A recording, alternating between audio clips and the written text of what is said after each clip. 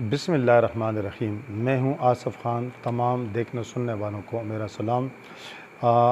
آج جس طرح آپ کو علم ہے کہ سیاست کا میدان خاصا گرم ہے، اس وقت اگر ایک طرف تحریک انصاف کے قائد عمران خان کے گرد گھیرا تنگ کیا جا رہا ہے تو دوسری طرف نواز شریف کی وطن واپسی کی خبریں بھی خاصی گرم ہیں۔ نون لیگ نے اگر پی ٹی آئی کے خلاف وفاق میں مورچہ سنبھالا ہے تو پنجاب میں مسلم لیگ نون کے خلاف پاکستان تحریک انصاف جو ہے وہ متحرک ہے۔ عمران خان نے آج ایک اجلاس میں 25 مئی کے واقعات کے کرداروں اور پولیس افسران کے خلاف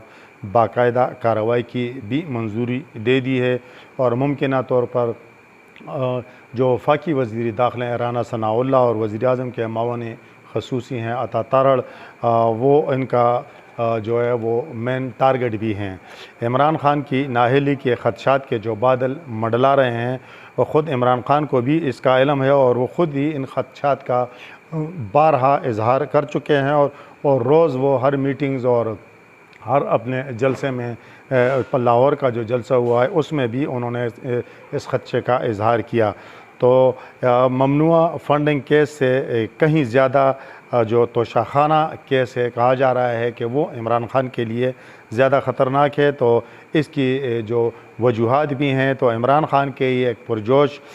حامی سینئر جرنلسٹ جو ارشاد بٹی ہیں، انہوں نے بھی توشاخانہ کیس کو زیادہ خطرناک قرار دیا ہے۔ ایک سینئر صحافی انصار بٹی ہیں، انصار عباسی ہیں، ان کا بھی یہی کہنا ہے کہ ممنوعہ فنڈنگ کیس اتنا اہم نہیں ہے جتنا توشاخانہ کیس ہے۔ تو اب توشاخانہ کیس میں اس طرح کیا ہے جو عمران خان کے لیے خطرناک ہو سکتا ہے؟ تو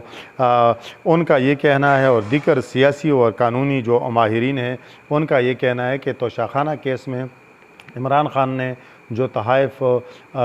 فروخت کیے ہیں، تو وہ کہتے ہیں وہ اتنا مسئلہ نہیں ہے، وہ پہلے بھی ہوتا رہا ہے۔ اصل مسئلہ یہ ہے کہ جو 19، 20 اور 21 کے عمران خان نے اپنے گوشوارہ جمع کرائے ہیں، اس میں جو ہے ان کو ڈکلیئر نہیں کیا گیا۔ ان کا یہ بھی کہنا ہے کہ جولائی سن 2017 میں نواز شریف کو بھی جب نائل کیا گیا تو یہ جواز بنایا گیا کہ انہوں نے بیٹے سے تنخواہ نہیں لی، اور یہ ایک ٹیکنیکل نائلی ہے۔ اور یہ بھی کہا گیا کہ ملک کا وزیر اعظم اور اتنے بڑے منصب پر فائز جو شخصیت ہے، ایک پارٹی کی قیادت کر رہا ہے، انہوں نے یہ بات جو ہے یہ چھپائی، اس لیے ان کو نائل قرار دیا گیا، اور ان کی جیسا سب کو علم ہے نائلی بھی تاحیات ہے۔ اب جب عمران خان کا معاملہ ہے تو کہا جا رہا ہے کہ جی وہ بھی اس سے ملتا جلتا ہے، حالانکہ اس میں کوئی کرپشن یا دوسری توشاخانہ میں ایسی کوئی چیز کا زیادہ وہ تذکرہ نہیں ہے، لیکن جو ہم سنتے ہیں اور سینئر لوگوں سے سنتے ہیں اور قانون دانوں سے اور سیاسی مبصرین سے سنتے ہیں اور جو صحافیوں سے سنتے ہیں، جو اینکرز کہہ رہے ہیں، وہ کہہ رہے ہیں کہ اس میں سب میں جو ہے ایشو ٹیکنیکل چیزیں ہیں کہ جی عمران خان کے بارے میں بھی یہی کہا جا رہا ہے کہ جی انہوں نے جو گوشوارے ہیں اس میں چونکہ ان رقوم کا ذکر نہیں کیا، اور یہ نااہلی جو ہے ان کی ممکنہ طور پر یہ خدشات ظاہر کیے جا رہے ہیں کہ یہ نااہلی ہو سکتی ہے۔ اور یہ نواز شریف کی جب تاحیات نائل ہوئے تو وہ اس میں 5 سال کی جو ہے وہ نااہلی بھگت چکے ہیں۔ نواز شریف کے قریبی حلقے اب جو جس طرح کہا جا رہا ہے کہ وطن واپس آ رہے ہیں، وہ یہی کہہ رہے ہیں کہ واپسی کے لیے بالکل تیار ہیں، اور ان کا کہنا ہے کہ میرے ساتھ زیادتی ہوئی ہے، اور لیکن اب کہا جا رہا ہے کہ جو اپنے وہ قریبی ساتھیوں سے کہتے ہیں کہ وہ حالات کچھ اور تھے، حالات مطلب بعد مخالف تھے، مطلب لیکن اب جو ہے وہ حالات جو ہیں وہ بدل گئے ہیں، اور نواز شریف کو یہ امید ہے کہ عدالتوں سے انہیں ریلیف اور انصاف جو ہے وہ اس کو کہتے ہیں کہ جی مل جائے گا۔ دوسری طرف نواز شریف کی جو تاحیات نااہلی کے بعد جو یہ مسئلہ اٹھا، تو سپریم کورٹ بار کے جو صدر ہیں احسن بون، انہوں نے سپریم کورٹ میں ایک اس طرح کی ایک درخواست بھی دائر کی ہے، جن میں انہوں نے کہا ہے کہ جی جو یہ تاحیات نااہلی ہے یہ زیادتی ہے، اور اس پر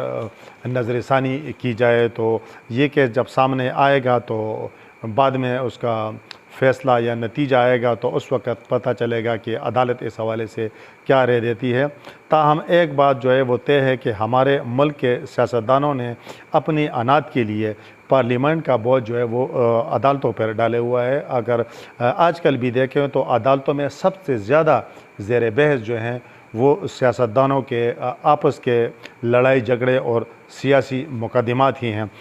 और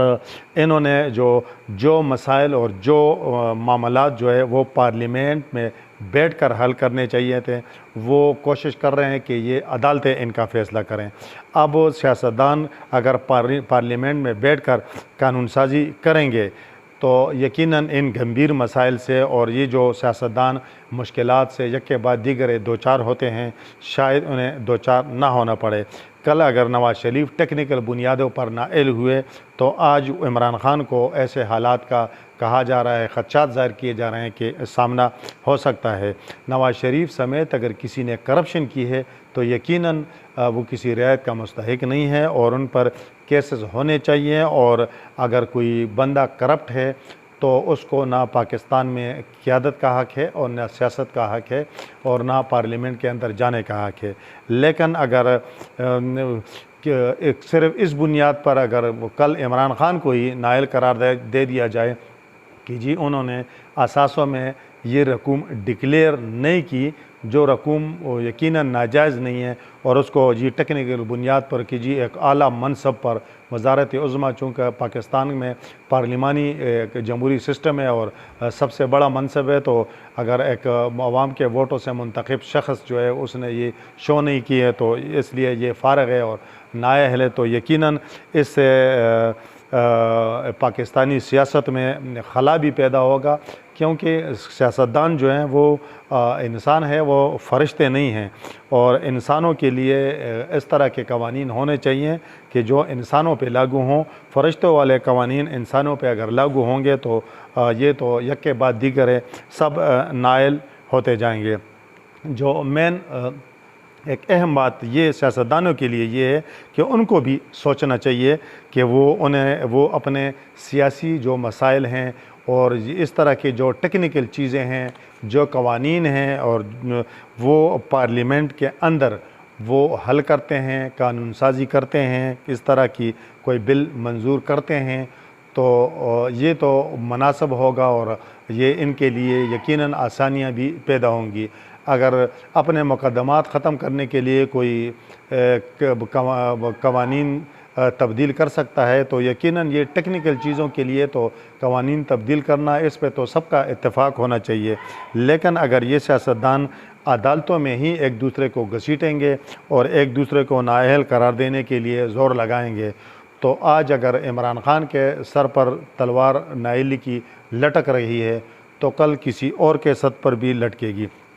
तो ये ना इस मुल्क के सियासत के लिए कोई नेक शगुन है, ना इससे जमहूरियत को इस्तेहकाम मिलेगा। इमरान ख़ान यकीनन उस वक़्त